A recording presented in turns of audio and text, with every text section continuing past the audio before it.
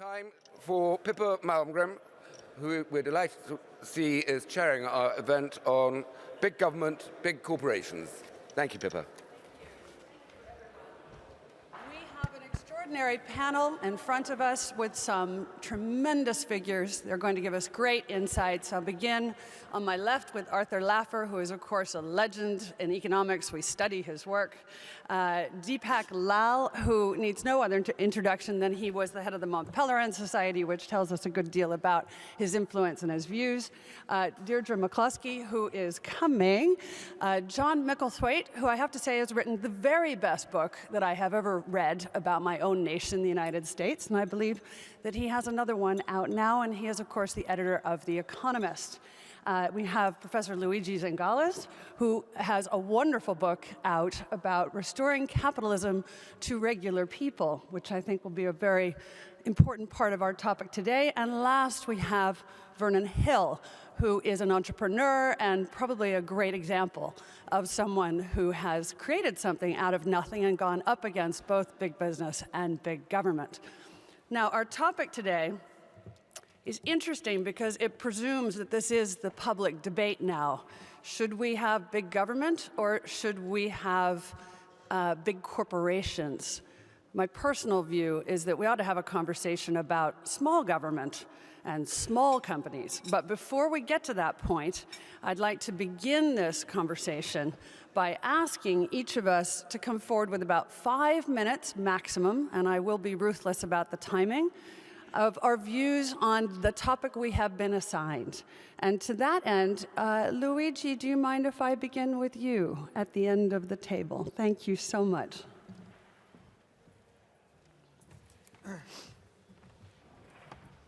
Thank you. Thank you very much. It's an honor to be here. Margaret Thatcher is probably my greatest hero. I will tell you a little anecdote. I like to organize a carnival party with themes for costumes. And several years ago, when I turned 40, I threw as a topic which was the biggest political figure of the last 40 years. And then I realized that I thought that was, without any question, Margaret Thatcher. So I had to dress like Margaret Thatcher. So the most difficult part was to go and shop for a blue dress, but I think it turned out quite nice. This is to say how much I admire Margaret Thatcher for her vision of a capitalism for the people. I think that she was the first political leader to understand that capitalism is not just a way to defend the privilege of the few, but is a way to make sort of everybody become richer. And the key ingredient of the capitalism for the people is, as sort of Lord Saatchi was reminding us earlier, is competition. Competition is the mechanism that turns sort of a system that could degenerate into chronic capitalism into a system that works for everyone. And I think that Margaret Thatcher, in her actions in government, exemplify this fight to promote a capitalism that was not in the interest of the few, but in the interest of everybody. And also associated in this a moral dimension of capitalism, which I think is very important and we should keep very present today. So on the topic of big corporation and big government, I shocked many Americans by saying that there was a common thread in very different movements like the Occupy Wall Street and the Tea Party. And the common thread is that they were both fighting against a different face of the same Leviathan. So for the Tea Party movement, the monster was the big government and the excessive power of this big government. For the Occupy Wall Street was big business and the excessive power of big business. And what has been lost to many is, in fact, the two are two faces of the same problem. Is the intermingling, is the marriage between big government and big business that creates the problem. And so we want to fight both. We want to fight the excessive power of government, but we also want to fight the excessive power of business. Without proper rules, without competition, big business degenerates in something that may be extremely dangerous. In particular, with the corporate governance rules that we have in America. I always say, only half jokingly, that corporate election for board of directors in America is the closest thing to Soviet election in the Western world.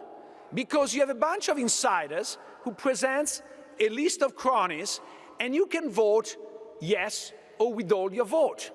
And recently I discovered that even if the majority of people withhold their vote, most of the directors remain directors.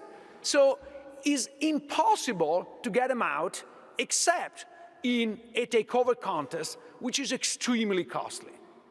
So now you're saying why institutions so sort of inefficient their government survive for so long? And the answer is, in a competitive world, what takes care of this inefficiency is competition. As the world becomes less competitive, and Lord actually showed us this, as the world becomes less competitive, I think that this problem becomes bigger and bigger. And I think that if we don't address it, we end up being in a big sort of crisis sooner or later. And the risk of this crisis is, of course, people will not just say you need to tame the big corporation. They're going to say we have to tame capitalism. In fact, you have to overturn capitalism. So if you want to defend capitalism, you have to defend competition. And when competition is not so easily achievable, because one of the problems we've seen is globalization has increased economies of scales and have made sort of large corporations more attractive. So the growth in large corporations that tend to be oligopolistic or monopolistic is in some way inevitable, and we need to fight it in two directions. One is by enforcing seriously the antitrust, and the other by improving the corporate governance of corporations. Because if we can't sort of fix it through competition, at least we can fix it through changes in corporate governance. And in this respect, linking to the conversation we had this morning, I think that the major role of the European Union is to have a common market, but in a common market also a common antitrust policy which is effective in trying to limit the size and the political power of the corporation. And in concluding, since my time is up, I recently wrote, unfortunately in Italian, a book about Europe, and in doing that, I discover, I have to say I didn't read at the time, I discover the wonderful speech by Margaret Thatcher given in Bruges in 1988. And she started the speech saying, I'm here in Bruges, near the graves of 150,000 soldiers that fought to prevent that Europe be unified under the wrong rule. I thought it took guts to, like she was always a very sort of courageous person, but it took guts to say that in Bruges at the time, but I think it's the right vision of Europe. We want, at least I want, a united Europe, but a united Europe as a common market, not a united Europe under the wrong rules. Thank you.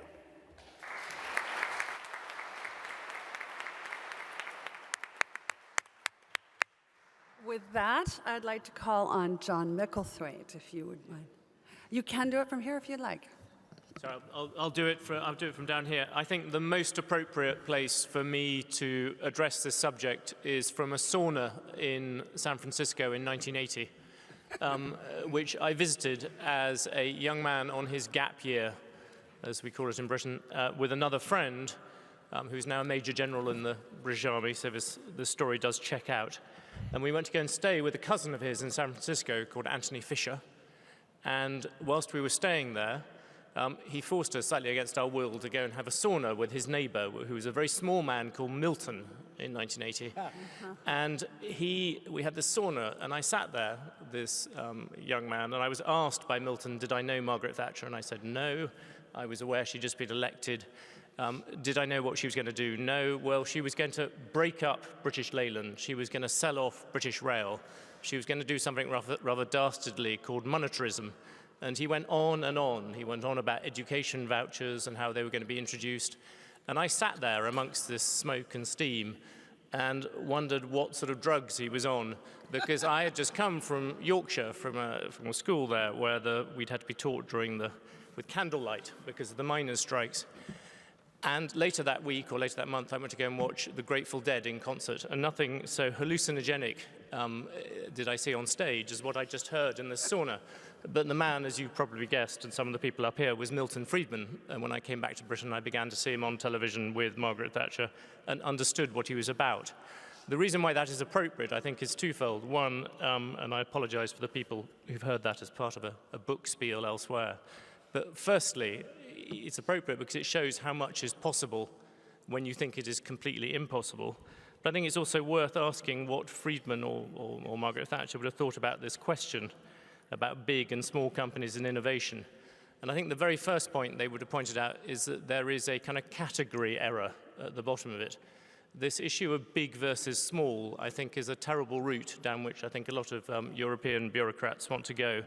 There is nothing inherently wonderful about a small company. Indeed, a small company is usually a company which has tried to become big and failed. By the same token, a big company is often a very successful small company that has grown. What matters is not the size of the company, but the innovation of it, what it brings in terms of growth. I just come from The Economist. We were looking at Amazon, which is 20 years old this week, basically. I don't think anyone would dispute that Amazon has been an extraordinarily innovative company. It also happens to be quite big.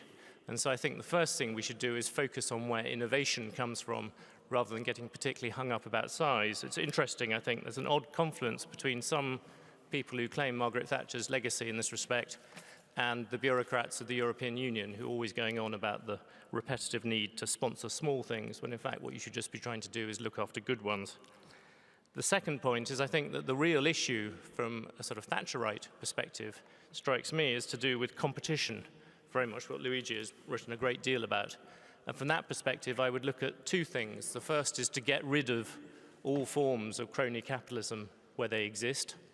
Second is to push antitrust very much in the way he talked about, and I'm not going to go on. And the third, in many parts of the world, is to return to privatization. It is staggering that great quantities of America are still owned by the state. 900,000 buildings, hundreds of millions of acres of land, ports, airports. There are plenty of other places where that magic has not gone through. So if you want a model for which way to go in terms of unleashing Leviathan from the backs of people, I would actually suggest you go and look at Margaret Thatcher's main hero, which was William Gladstone, the Liberals of the 19th century. What's interesting about them is that they chopped the size of the state dramatically. In 1815, the size of government spending was £80 million. By 1846, it was £60 million. In the meantime, they added schools, hospitals, the first sewerage system, a wide variety of things. And they did that by ripping out crony capitalism, getting rid of things like the East India Company, getting rid of all the issues of patronage. And that, I would suspect, is where Margaret Thatcher's heirs should look today. Thank you.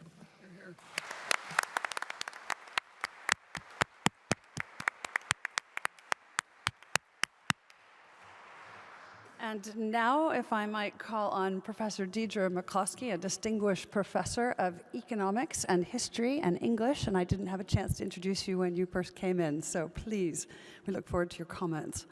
I'll do mine from here as well. This man that he was talking about, not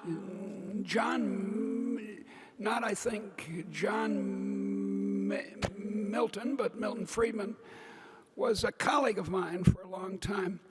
Like Margaret Thatcher, I'm an optimist, constitutionally in every sense of the word. I think, yes, there is a chance for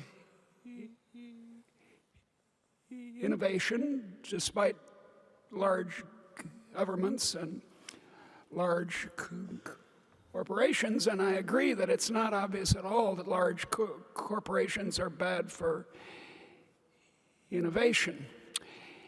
Innovation, not capitalism. I don't like the word capitalism. It makes us think that capital accumulation is the key to our future, and it's not. It's innovation. The historical evidence for optimism and a focus on innovation is simply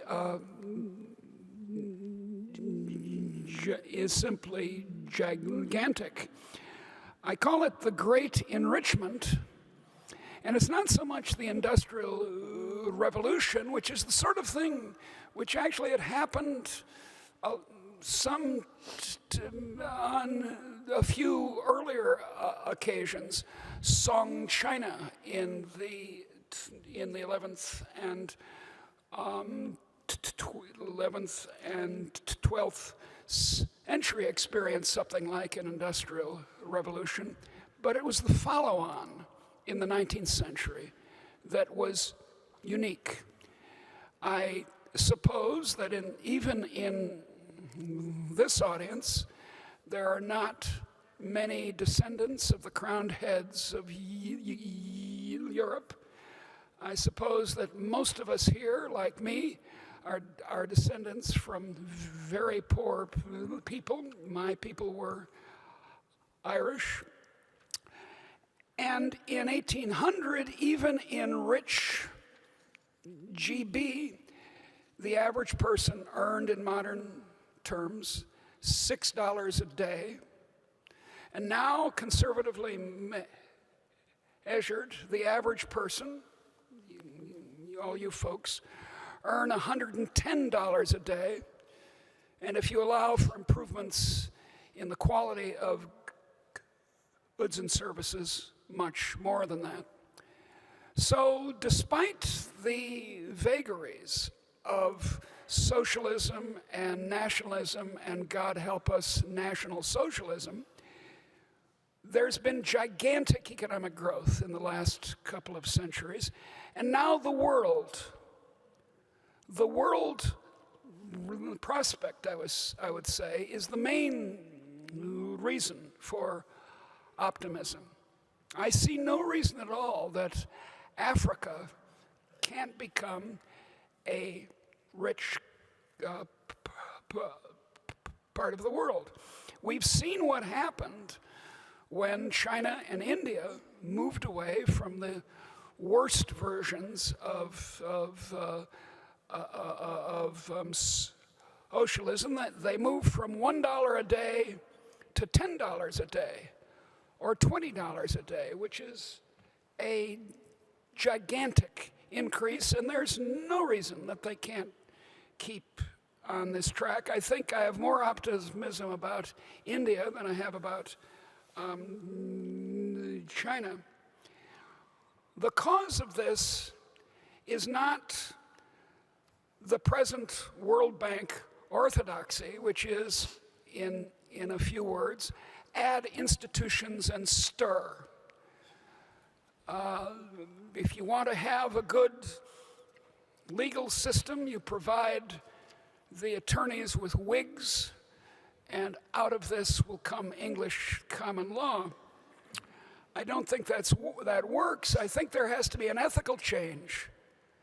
There has to be, so to speak, a spiritual change all the way down the society. That's what happened in the 16th and 17th century, starting in Holland. It was a change, not Max Weber's Protestant ethic, but a change in the attitude towards innovation and markets, a turn in favor of it, such as Margaret Thatcher emphasized. My time is up, but I believe in commercial free speech passionately. if you wish to hear more about this, buy my books.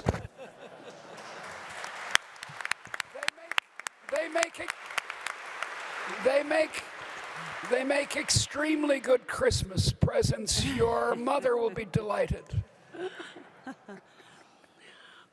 Professor Deepak Lal.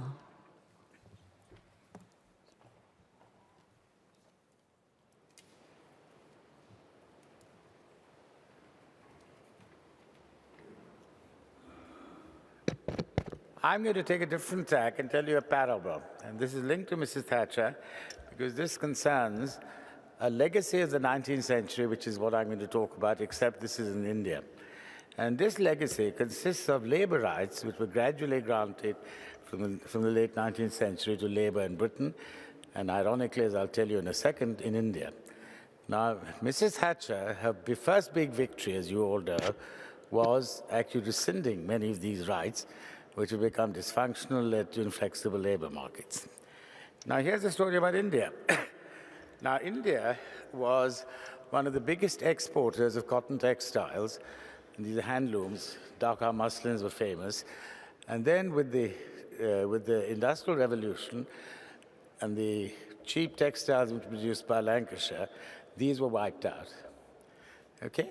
Within about, I think I'm not talking about early part of the 19th century, but in 1851, the first modern textile mill was set up in India with Indian capital, these are Parsis who had the capital, imported technology, and of course Indian entrepreneurs. And within a few years, they turned the tables in Lancashire. So what happened? That then led to the Raj being forced, and remember, this was the period when the Raj was following policies essentially of laissez-faire and free trade.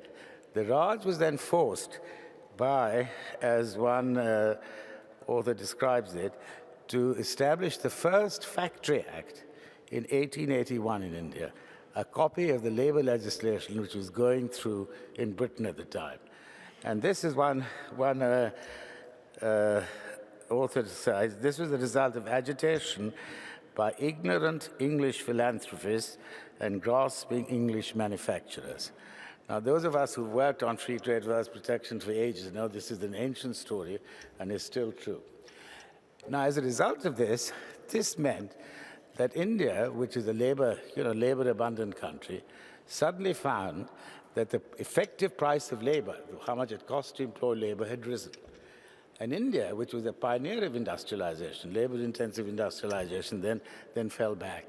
And this has hobbled Indian industry to this day. So if you look at the capital intensity, how much capital Indian industry uses since turn of the 20th century, it is one of the most capital-intensive manufacturing sectors in the world. Now, what this has meant is that unlike China, which has industrialized, I mean, anything, textiles, my lighters, they're all made in China, labor-intensive. Now, this has not happened in India. Worse, as the Nehru dynasty was nothing else but a continuation of the Raj, they actually strengthened these labor laws. So in 1948, they passed an Industrial Relations Act, which was then strengthened by Indira Gandhi, his daughter, about 1980. So now, if you employ more than 100 people, you fall into a whole panoply of tight labor restrictions, labor laws. The worst of this is, if for some reason technology changes or something, your factory cannot make any money, you then become a sick unit, which is not allowed to sack any workers. So these barriers in hiring and firing workers has meant that no one wants to employ more than 100 people. Okay? So what we've got is, I call it an industrial caste system. There are micro enterprises, which they've got various product lines reserved for them. There are small enterprises, medium enterprises, and no one wants to become a large enterprise unless you're in a highly capital-intensive industry, because otherwise you'll be stuck with labor which you can't use. And the irony of ironies is that all the big businessmen, of course, are in these capital-intensive lines. So you go and talk to some big corporate house in Delhi, and you say, look, This is labor laws. What labor laws? It's fine. We don't have any problem with these. You go and talk to a small manufacturer and he says, we can't do anything. I'll give you one simple story. We now live in Delhi about 4 or 5 months in the year, so I needed to buy some lights for our house. So I went there. There was a very nice light fitting, but it had some damage to it. And I said, can I get another one? He said, it'll take 6 weeks. I said, 6 weeks? Why? Must be coming from some factory out down the road. He said, no. No one can produce these. All come from China. It has to come from China. And then this is a story which is repeated across the line. Now, to give you a contrast to this, in China, many years ago, I was visiting a factory in Shenzhen, which was making golf gloves. And this woman had a factory employing about 4,000 or 5,000 people, and she was producing all the golf gloves being produced in the world. So I asked her how she got into it. She said her father had a millinery shop in Hong Kong, and she saw some foreigners coming and getting golf clubs. And she asked how much he's charging them. They were all imported into Hong Kong. He gave her some price. She said, I can do this much more cheaply. So she had some seamstresses sitting in her house. She started stitching these, and lo and behold, she started selling through her father's thing, and then it expanded. Now, that's impossible in India. If she employed more than 100 workers, she'd be broke. She'd be getting into this whole net. So what India needs above all, and this is now the test of this new government, is will they have the courage to rescind all these completely dysfunctional dirigist labor laws, much as Mrs. Thatcher did when she took on the miners. And if that happens, then India can really make use of its demographic dividend, which everyone is talking about it. If it does not, that demographic dividend will become a demographic bomb.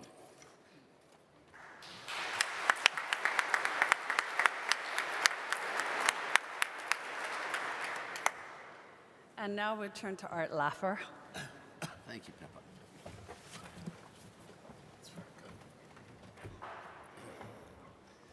Pippa. Pippa, I suppose I could have remained sitting, but I prefer standing.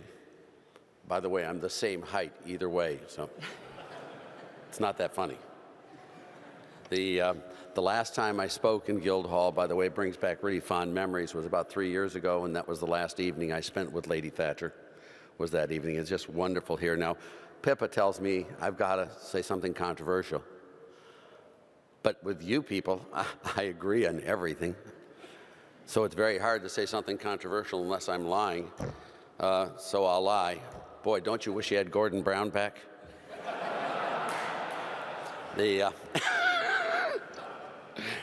I don't either, but I'd gladly, well, maybe I wouldn't gladly trade him for Obama, but it's close. What I want to do is discuss a little bit about government and the size of government and just some fun stuff. I just finished a book which we entitled An Inquiry into the Nature and Causes of the Wealth of States. How's a little fun play on that? Never mind. And we look at all the states. We have a crucible in the United States of competition. We have 50 states with lots of data over lots of years. If something could be done, it has been done. And yet very few people are aware of really what the results were. And just a couple of quick ones for you. There are 11 states in the United States that have introduced an income tax in the last 53 years, starting with West Virginia and ending up with Connecticut. If you look at all 11 states and look at their performance before they introduced the income tax and their performance today compared to the rest of the nation, every single one of those 11 states declined as a share of U.S. population, U.S. output, and U.S. employment, and total state and local taxes. 9 of those 11 states actually declined substantially in the provision of public services, in education, in police, in fire, and roads, and highways. That's the result of the competition of taxation in big government states. We also look at the 9 states in the United States that have no income tax. They're 9. What we did is we compared those 9 states with the 9 states that have the highest income tax rates in the United States. Every single year over the last 50 years, the 9 states with no income tax have beaten the living bejabbers out of those states with the highest income tax rates. They've grown faster. They have lower unemployment. You've heard of the story of Texas versus California. It's true, people. And it's not that you have to sacrifice public services, just the reverse. Those 9 states with no income tax have provided better public services than have the highest tax rate states in the United States. The only thing they haven't done is they haven't paid public servants 4 times as much as everyone else. The only thing you can really find that putting in an income tax does is it increases the unionized public service sector in the United States. I'm not going to go on beyond this. I just wanted to say that this is a fun competition going on. I like the big versus small. And to me, I really don't care about big and small. I really care about efficiency, competence, and response to the marketplace. And in my view, may the best size win. Thank you.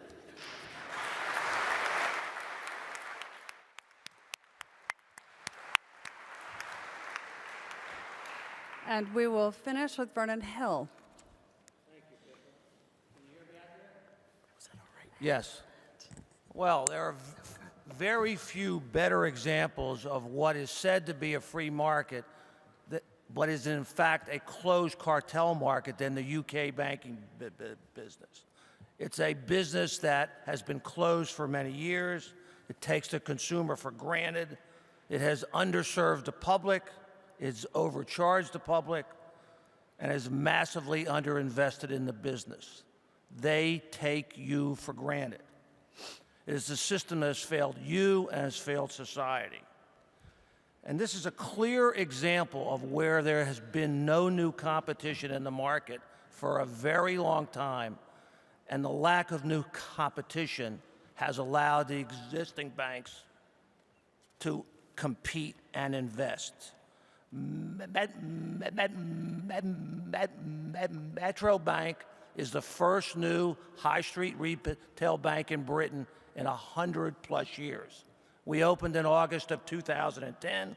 We now have offices throughout the Greater London. It was funded with £650 million of capital, almost all American money. And we're here to reinvent the UK banking business, to give you a choice, to deliver service, to eliminate every stupid bank rule, of which there's an unlimited number, and to offer a real choice. I think that you should look at our bank, Metro Bank, as a clear example how a free market choice can change the environment. I might also say, as we launched this bank, we got no help from the UK government. So this is an entirely free market solution. On the other hand, the UK government has not put any barriers to stop us. So thank you for your time, and I hope you watch Metro Bank change banking in Britain.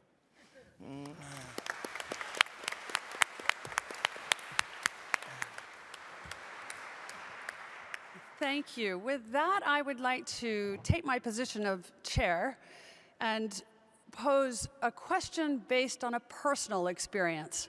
I worked in the White House for President George W. Bush as his advisor on financial markets when we had just come through the bursting of the dot-com bubble. We then had, in a period of about 18 months, both 7 of the 9 largest bankruptcies in American history. That included Enron, and we had 9/11. If you had asked me or any member of that team, would we preside over the largest expansion of fiscal policy in the United States, one of the periods where the roots of the invasiveness and growth in the size of government began, we would have all burst out laughing. So my question to the panel is, I would like to take you down from your usual heights of discussion about philosophy and about economic principles, and instead ask you the question, as a practical matter, when policymakers are faced with an emergency, and let's face it, there's always another emergency, what do we do to both prevent the size of government from expanding or expanding unnecessarily, and what do we do to protect the market from a growing imbalance when events are creating that kind of pressure? It's a very practical question, but it is one that I think every policymaker faces sooner or later. There was an interesting article some years ago called Goalkeeper Science, which said the most logical place for the goalie to stand is in the middle of the goal. but the public expects them to choose a side, to jump to the left or jump to the right. And since we're in the middle of the World Cup, it seems a good question. What do you do about policymakers who are inclined to jump to the left or to the right when maybe they ought to stand still? And maybe to open this, could I maybe go to the middle of our panel and ask Deirdre McCloskey what your thoughts are on this subject? Well, I think we have to win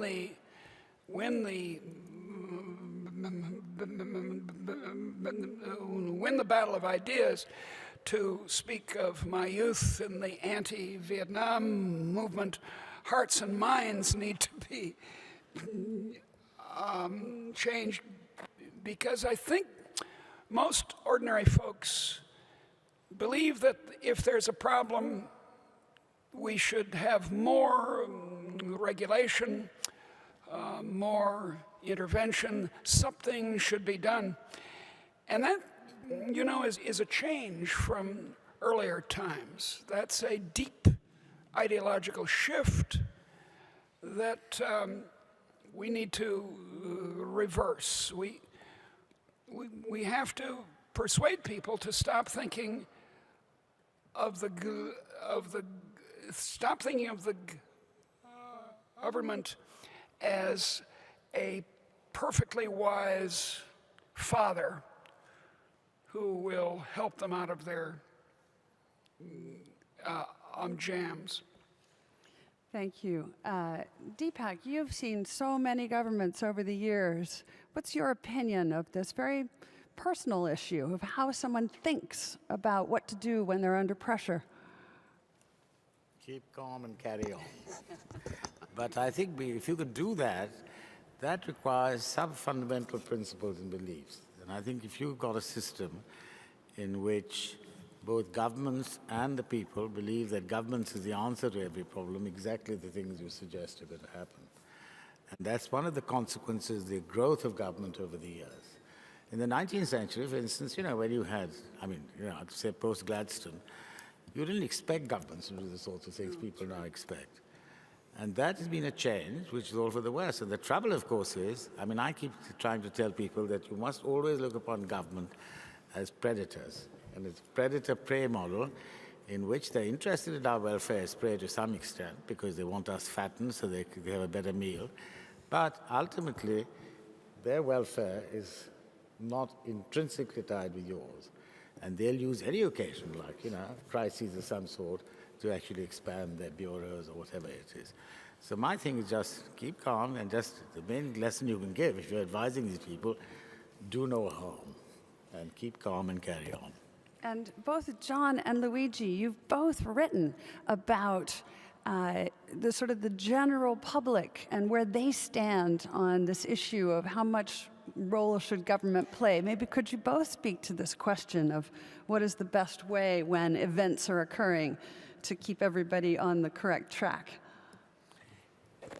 If I may say, I think that we need to think before that event, not afterward. In my view, in a democracy, it's very difficult to resist the pressure that arises during those situations not to help out. And in order to maintain the market in the most efficient way, we need actually to have a network of protection for people and not for firms. Maybe this is controversial here, but I do believe that individual welfare is essential to make the market work, because if there is not individual welfare, firms are going to use workers as human shield to ask for subsidies, and that pressure will be irresistible. So if we have a good insurance system against shocks, a good sort of unemployment insurance, etc., then you can say we don't need to act because there is the system. That's what the system is designed for. If you don't have that system in place, then you are forced to act, and when you're forced to act in the moment, inevitably, even the most well-intentioned government is going to go in that direction.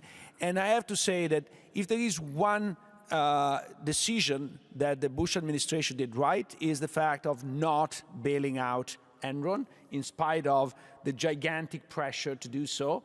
So I think that it is important to have good principle in place to avoid sort of this degeneration. But even with good principles, you end up sort of doing the wrong choice if you don't have a mechanism to at least amortize some of the costs for individual people. I think you have to split into two. There will be temporary occasions where the state has to go in. You use some examples. The absolute key word there is temporary. One of my predecessors, and somewhat better than me, Walter Bagehot, had the idea that when banks get into trouble, yeah, you do need to lend them money, but at punitive rates, and that was something which was easily forgiven. In terms of how you reduce the size of government, I produce some very, very quickly. One, strip out all regulation, introduce sunset clauses on pretty much everything, i.e. all laws are up for grabs. Secondly, get rid of the vast amount of subsidies which still litter things. The Economist came into being to fight the corn laws. It's amazing how much money agriculture still chews up. The Department of Agriculture in America has 100,000 employees. I went on about the vast amount of land. Third, reform entitlements. There, I think the key is often to hand it over to some kind of long-term commission, as Sweden did and other places. When Barack Obama eventually comes to his senses in about 15 years' time, he will realize the single most stupid thing he ever did was not to accept the recommendations of Simpson-Bowles, which would not only have meant that American government finally began to reform, but also that he skewered the Republicans. Thirdly, accept, and this may be very difficult for many people in this room, that big government is a problem of both the right and the left. The left builds hospitals and schools, the right builds prisons, and illustrates it with a vast amount of regulation on the something can be done. Something can be done is usually said almost as much by Fox News and the Daily Mail as it is by the New York Times and the Guardian. I would strip out, from the right point of view, crony capitalism, as I mentioned already, and fundamentally actually deal with this big issue. The right has this deep inherent hatred of government. It does not realize that if you want to have a small, efficient government, you must take government seriously. The place with the smallest, most efficient government in the world, arguably, is Singapore. They pay their leading bureaucrats $2 million a year. If anyone stood up in the House of Commons, let alone the House of Representatives, and suggested doing that, they would get shot down immediately by all the alleged conservatives. If you want to have a small government, you need to have really good people running it who are committed to making it smaller. And finally, and above all, you change the climate of opinion by rushing out to buy brilliant books like Deirdre's and mine. Thank you.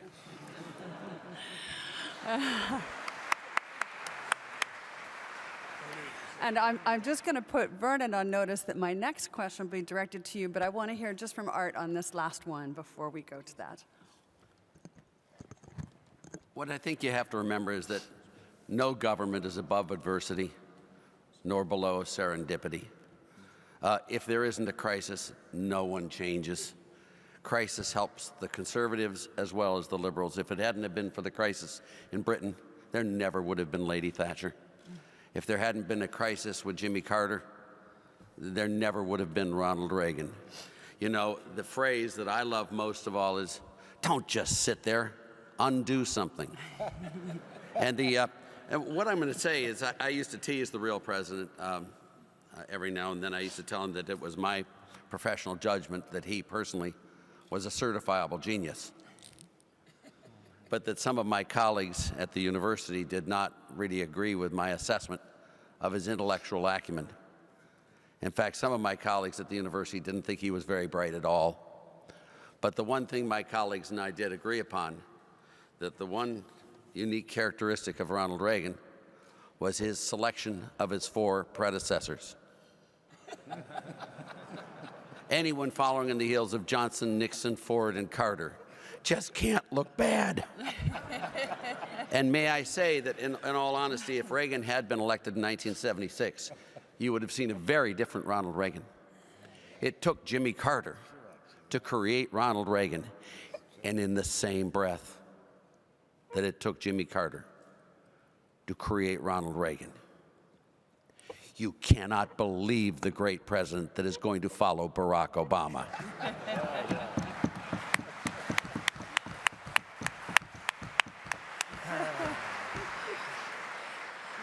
Well, since our topic today is big government versus big business, and you will be asked to vote on which you think is a greater danger, it strikes me as an opportune moment to cite the famous quote by Milton Friedman that there is nothing so permanent as a temporary government program. And what we see today is one of the most extraordinary government programs. I'll call it quantitative easing. And one of the things quantitative easing has done is to reinforce big businesses in the real economy, and one could argue whether that's been at the expense of small ones or not. But surely the too big to fail, which is implicit in the quantitative easing, is a subject worthy of our attention in the current environment today as central banks stand on the edge of decisions about whether to proceed or to reverse. And to that end, I think it's only appropriate to start with someone who has started a bank in a world of quantitative easing and too big to fail. So Vernon, could you comment? Let me just make a comment about your prior question, and I agree with Arthur Please. and certainly John. I've come to believe the only way to stop the growth of government is to cut off the money, whether we cut it off at the tax box or whether the market refuses to lend the money. We all know that the American government's going broke. It's just a question of how and when. Now, your question of qualitative easing is the same question. Let's print money unlimited and call it something else. Now, I think our professionals here will agree that that's what qualitative easing is. Has it helped big business? Probably has. Has it helped small business? No, it probably has not. But to Arthur's point, what's going to come next? We can't print unlimited money forever and not expect a rapid rise in rates, and it's only a matter of time.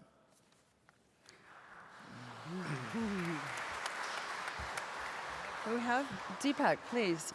Well, I disagree entirely on this. I mean, talking about insurance, you know, the Bank of England, when it was set up, had a very important function called lender of last resort. So when people are talking about insurance, we have that. And that's a thing. Something goes wrong, and Bagehot's rule, which the economists should know about. I mean, this worked. And QE is nothing else what used to be called when monetary economics go with currency and credit. This is in a form of open market operations. And what you need is, it. I mean, if you look at M4, which no one follows anymore, M4 declined drastically in most of these countries, and it's just making up their money supply. You need a monetary expansion. People are talking about deflation in Europe. You look at the money supply figures in Europe. They're dismal. So you need QE. Now, QE is a fancy name, new-fashioned name, for a very old-fashioned policy. Monetary easing, and you have to, of course, it's a question of judgment, but it's exactly the right policy. It's completely wrong to confuse that with too big to fail. That's a completely separate issue. Other views on this? Deirdre, do you have any views on this topic? I'm an economic historian. I'm not a macroeconomist. Okay. And Luigi, would you like to have a go? I am worried about quantitative easing, like many of the people here. At the same time, I'm also worried of the alternative, which is deflation. And we've seen in the Eurozone, where quantitative easing has not taken place until maybe recently, that prices are growing at a very low rate, and in some part of Europe actually going negative. And I think that in Southern Europe, where we have a lot of debt, a low level of inflation below 2% or even deflation can be devastating in terms of ability both of businesses and governments to pay down the debt. So I think that what we need is to restructure and revitalize the banking sector, and I think that what Vernon is doing, I hope he's going to move to the Eurozone next, because there is a dramatic need of entry of new banks who actually lend money not to governments but to businesses. I'm with Deepak and Luigi on the question of quantitative easing. It isn't much fun, but the alternative, certainly as illustrated in the Eurozone, is years of stagnation. I think you can make very clearly the case that it has certainly helped investors. You only have to look at the markets. On the questions of big or small businesses, I haven't seen any evidence that it helped one sort over the other. I think it's sort of fairly clear it's been mildly useful to both, but with the terrible problem of how we pull it apart at the end. On the question of too big to fail, I think there's two issues there. One is the simple issue that too many people were bailed out for too much. There is also a much bigger, and I would suggest to this audience in particular, a much more difficult political problem that is left in its wake, and that is this sense of unfairness, or fairness, as people like Barack Obama and Ed Miliband and Francois Hollande go on about, is the idea that business is somewhere there to be bashed, that inequality is somehow ingrained in society. That is becoming the great cause of the left, and that was helped enormously, I think, by what happened there. And it makes it all the more difficult for two reasons. One is that any genuine cause to, solution to it tends to involve things like education and longer-term causes like that, which take a long time to come through. And secondly, I think we're on the edge of a particularly massive, and this may push into the fear of big corporations, a particularly massive disruption to service industries, which we will all welcome when it hits the public sector, because it will make the public sector far more efficient. But it will also unearth offices in many, many places, and that will add to the general sense of a lot of people being laid off, and particularly of more rewards going to people at the top. And you can see that already in old people, is that if you are clever and rich, you work much longer, Warren Buffett being the ultimate example. If you are less clever and less rich, you get laid off much earlier. And that is a world where I think things like Too Big to Fear, Thomas Piketty with his many pluses and minuses, and various other things will play very poisonously from the point of anyone with a liberal, in the old sense of the word, agenda. Please. Yes. I certainly agree, but I do not think that the ethical problem is inequality. I think the ethical problem, to coin a phrase, is the condition of the working class, that it's to raise up the poor that we all want, I hope, in this room. But that's achieved, as Margaret Thatcher said, by having a larger cake. And historically speaking, the percentage increase in the income of the poorest people in the society since 1800 has been on the order of over 3,000%. Put that beside any scheme of redistribution or strengthening trade unions or anything you want, and 3,000% beats 15% every time. Yeah, but if I may say, I think that Deirdre is absolutely right, but the problem, the real problem, at least in the States, and I think it's coming also to Europe, but the real problem in the States is not that some people became incredibly rich. The problem is that the median worker is losing out. And then at the time in which the median worker is losing out, then it becomes more natural to sort of play the game of blaming the rich, etc. But I think that the problem is not the extreme of distribution. The problem is the middle. And what John was saying, I think the problem is getting worse, because a lot of jobs that once we thought were secure are not going to be secure. No, I think you're wrong on the. I think you're wrong on the facts. If you correctly allow for improving quality of goods and services in the last 40 years, the average person, even in advanced economies like ours, has improved quite substantially. So please don't accept this trope on the left that the average person is losing out. She's not. I'm not saying the average, I say the median, number Or the one. median, Number yeah, two, I'm using the prepared CPI has not improved in the last 40 years. Now, you're saying that The maybe the CPI is is... wrong, as is- every economist knows. The I understand, CPI, but why is obviously wrong in that direction? It could be wrong that No, is sort of... So no, it's anyway, wrong. if we resort to sort of looking at the CPI to see whether people have improved or not, I think shows that they've not improved a lot. And so what you describe in the past, which is absolutely true, and this is what brought the success of capitalism, I think is not taking place in the last 40 years in the United States. a contrario. No, it has. It's slower than it was in the 1950s and 60s, but the rates of growth of the average person's real welfare, correctly measured in the United States or Britain or France in the last 40 years, has been faster than any other period in history. That is, any other than the recovery from the disasters of the 1930s and 40s. And then there's the rest of the world. And in the rest of the world, income per head is growing very much faster than it ever has.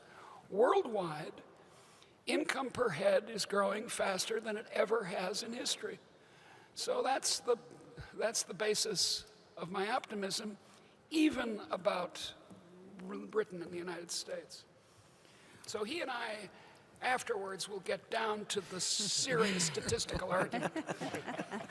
Very good. I'd like to put onto the table, back to our central question of big government versus big business, the following point. Government now, in most of the industrialized countries, is the largest buyer of its own government's debt. It is the market maker, not the market provider, as it were, any longer. It is the market maker.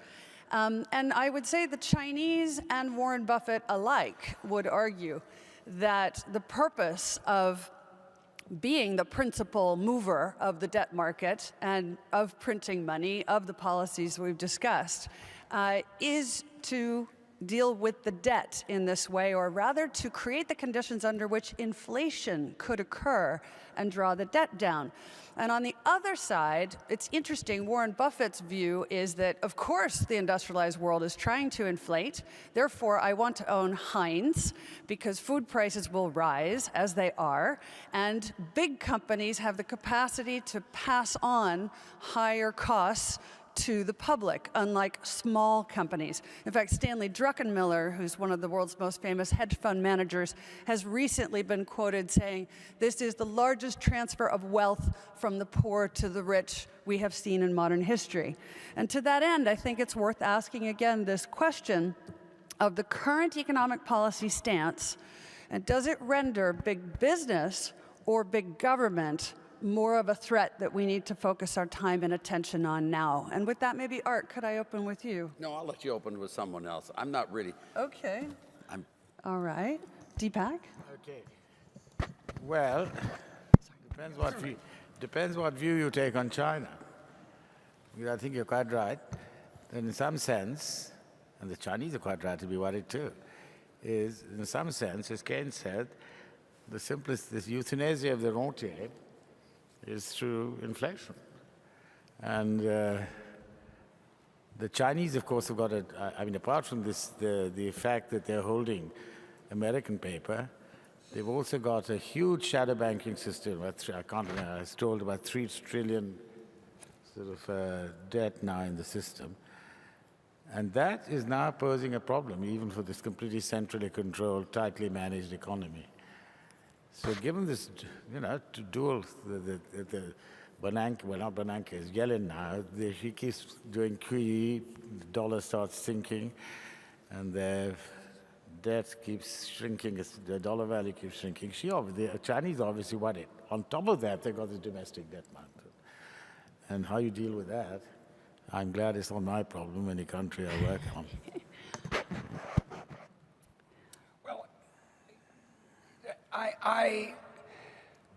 would note that China today is implementing the same policy on a larger scale as the Japanese implemented in the 1980s. And recall, dears, that it didn't work out so well for the Japanese. That's not going to work out well for the Chinese either. You remember that there were these threats that the Japanese are going to take over the world, they're going to run everything, we're going to have to learn origami and so forth. And it didn't happen. They bought Rockefeller Plaza, which went bankrupt.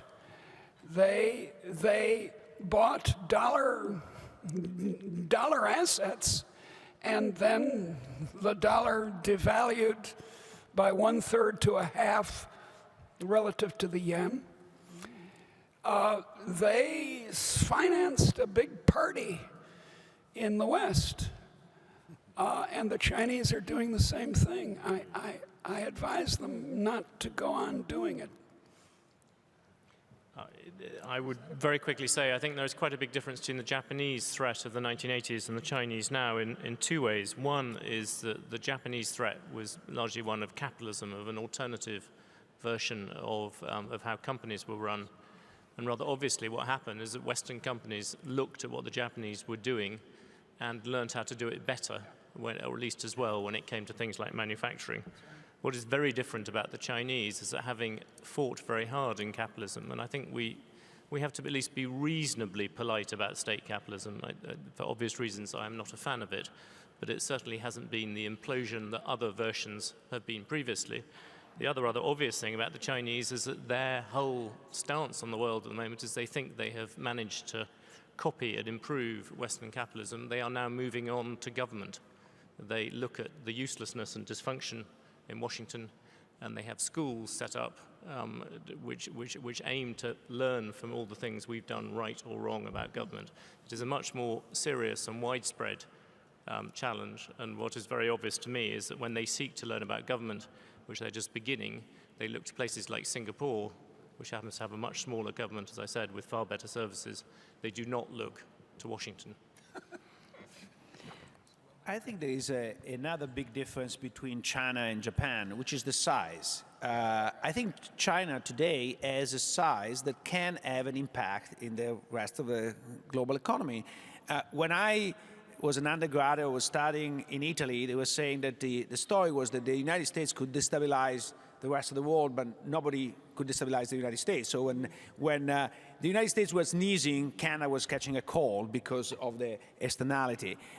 Today, China can create more than a cold in the United States. And what is, in my view, problematic, like every time there is market power, you want to have a good governance to manage this market power. And here we have a leader of the world with market power with a terrible governance system. Yeah.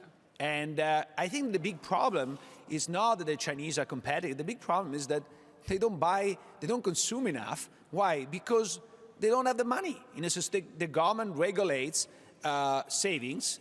Much of the savings is done by state-owned companies. And the rest is they don't pay their workers enough. The result is they don't consume. And so the real threat created by China is not that it's becoming the biggest economy in the world. I welcome that. What I don't welcome is the biggest economy in the world is not a democracy where the normal rules don't apply. And I think that that's really the threat to the future. And we have a few minutes left. I'd like to come back to this question of, can I get any of you to defend big business versus small business? And I'd like to put on the table the simple fact that we always used when I was in government, which is that firms with less than 50 people generate 2/3 of the net new jobs in most industrialized economies, and more so in emerging markets. To that end, could we have just a brief discussion about our views about big business versus big government? I have nothing against big business per se, as long as sort of there is still competition, number one, and two, that the big business does not translate into big political power. There are huge economies of scale in some sectors, and this business is inevitable. And I think that's the reason why we can't just say, let's regulate it out of existence. On the other hand, we should be concerned about the risk of becoming oligopolistic. But more important than that, we have to be concerned about the risk of big business buying completely the government. And this is, we're reminded earlier about the fact that Gladstone fought very aggressively the East India Company. In this country, the East India Company was big business and bought out the state, literally, with bribes all over the place. And what brought Britain in the modern world and made it efficient, made the empire, was the ability to fight against this. And I fear that we're going more and more in that direction in a lot of countries. Now, I am particularly sort of sensitive to this because I come from a country in which one businessman has bought the government, and so that's more extreme.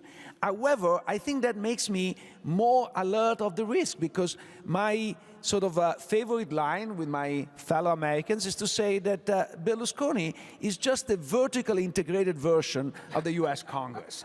In a sense, Berlusconi owns his ministries and etc. In the US, a few businesses sort of used to employ and will employ the member of Congress and the Secretary of Treasury and so on and so forth. So it's a little bit better because there is this sort of at least one degree of separation, but it's not an order of magnitude better. And the fact that there is this appearance of separation makes people less sensitive about the danger of this. I think this is the real danger in the future. And I think Art Laffer will have next. You know, when you look at it, many of the big businesses today exist because there's big government and because they respond to the rules and regulations, et cetera. In fact, they sort of trade employees back and forth. If anyone tells me that Goldman Sachs isn't a branch of the Treasury, I would be very surprised. You have it. You know, the truth of the matter is, literally. Arthur, maybe it's the other way around. The government's a branch of Goldman. Whichever was, when Ben Bernanke goes out after being chairman of the Fed and gives speeches to small groups in hedge funds for $100,000 an evening or whatever his fee is, you know, there's a real feedback. When Bill and Hillary Clinton were broke and they got their advance on their book of $10 million, there is a huge interrelationship between these. And, you know, to me, it's the whole idea not of big government or of big business, but what the role of big government can and should be. And, you know, to me, when big government has these staffs and all these things, they can go down and change little tiny rules and regulations all over the place. I can't begin to tell you how many conversations I have with congressmen and senators' staffs as to what they should do with the R&D tax credit and the depreciation for $200 a year federal for every school teacher, so they can use that money to fund books. That, you know, they're just a plethora of these types of things which just open up the whole thing. You need to have a rule of law. You need to have it written flatly. When you think about it, if you had just straight rule, you want 5 things out of government. You want a low-rate, broad-based, flat tax. You want spending restraint. Anyone who doesn't think that government spending isn't taxation doesn't understand economics. The tooth fairy no longer works at the Treasury. I'm sorry about that, people. You need sound money. Low rate, flat tax, spending restraint, sound money, free trade. There are some things foreigners do better than we do, and there's some things we do better than foreigners. We and they would be foolish in the extreme if we didn't sell them those things we make better than they do in exchange for those things they make better than we do. China is not our enemy. China is our friend. Without China, there's no Walmart. And without Walmart, there's no middle class or lower class prosperity. End of discussion. And lastly,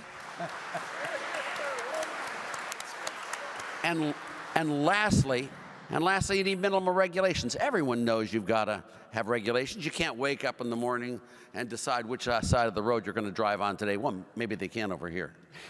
They drive on the wrong side. No, but you can't. You need regulations. But what you want to make sure is that those regulations don't go beyond the specific purpose at hand and do collateral damage. You want a low-rate, broad-based flat tax. That's it. Spending restraint, sound money, free trade, minimal regulations. Then get the hell out of the way and let the market solve the problem. That's what you really need.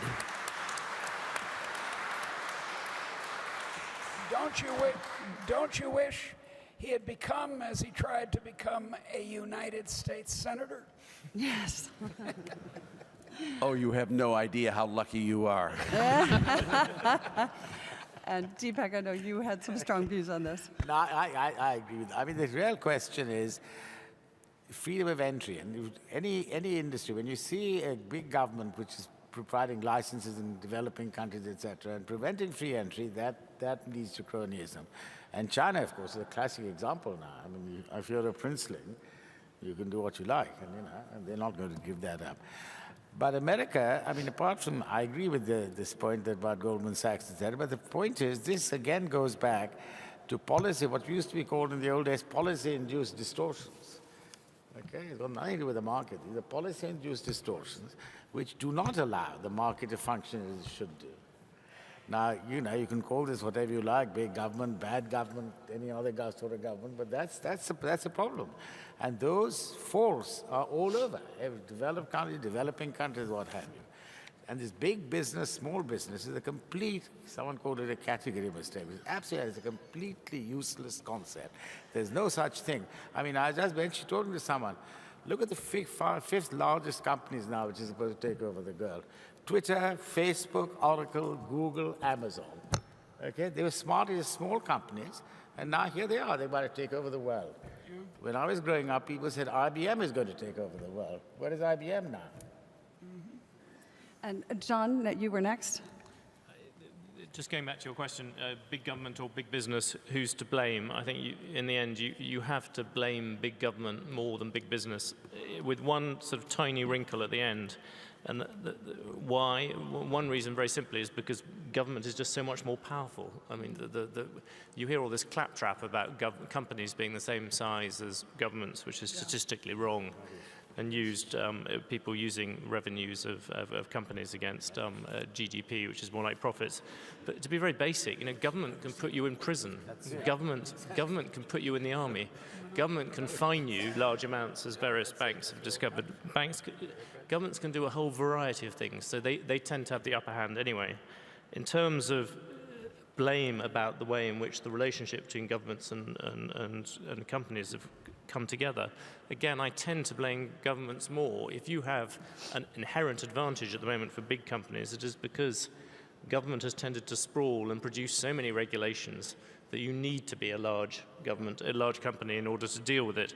I think that said, there is, as Luigi points out, there is something inherently rather incestuous at the moment in terms of the way that big government, the big companies have linked into government very much in the way that Arthur also said.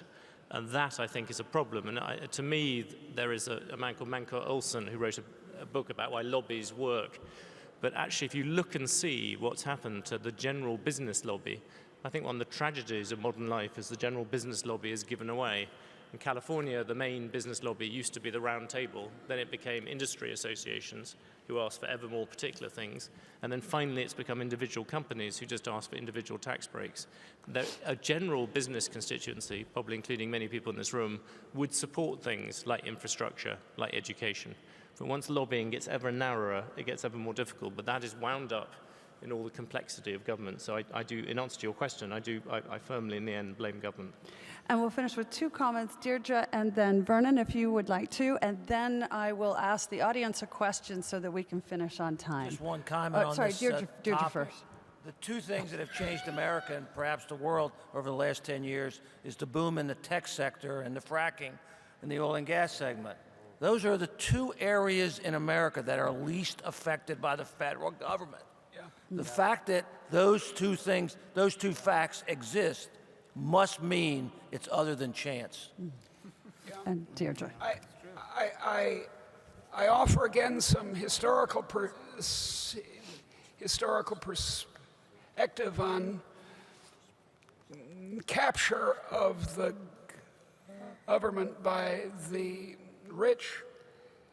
It has ever been thus. As we used to say at the University of Chicago and 40 years ago, Art was there too. Alas, there's a golden rule. Those who have the gold rule. And Mark Twain, over 100 years ago, said, I think it could be shown by facts and figures that the only Native American criminal class is Congress, which is about right. All right, to that end, I'm now going to pose the question to the audience for you to vote on. And that is the question, do big governments now pose a greater threat to liberty?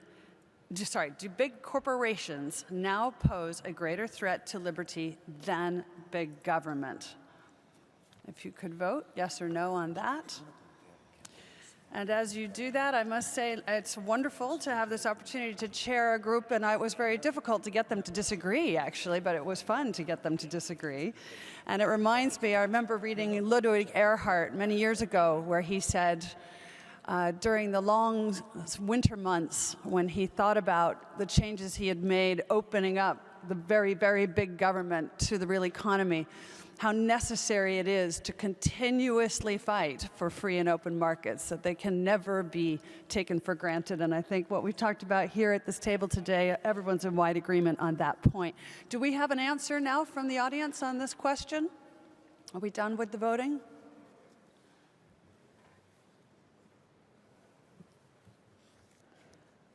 Difficult to see it from here, but it looks like we have a vast majority view.